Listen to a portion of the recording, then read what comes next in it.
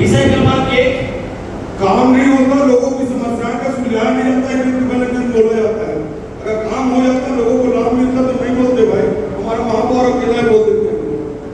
महापौर के तो 2 ग्रुप पर है, उनकी भी जिम्मेदारी है, महापौर की हमारी जिम्मेदारी। 60 साल हो चुका है, जल अचल संपत्ति नहीं लिखा उसमें।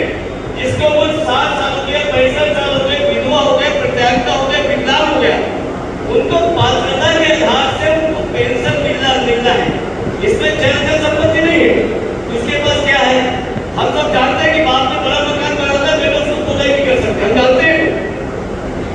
अब ये निराश्रित पेंशन बहुत सामान्य बात है। लोक सेवा केंद्र में डायरेक्ट किसी ने आवेदन भी देता है तो पार्षद के दस्तखत नहीं है, ठीक है। किसी सदन ने तय किया था कि पार्षद के दस्तखत होने चाहिए, निगम में वैसे कहीं भी नहीं गए। पर सदन चाहता है तो अच्छी बात है, पार्षद के दस्तखत होना चाहिए।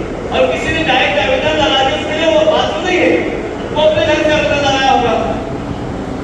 तो इसमें कोई बहुत बड़ी बात नहीं कि पार्षद के दस्तखत इसमें जान के लिए होनी चाहिए, जान के लिए हो पार्षद की भी दस्तखत को भी हम भी चाहते हैं। और कभी-कभी बिना पार्षद के लोग आवेदन लेके आते, जमा करते, उसमें वो पास हो जाते हैं। उसमें कोई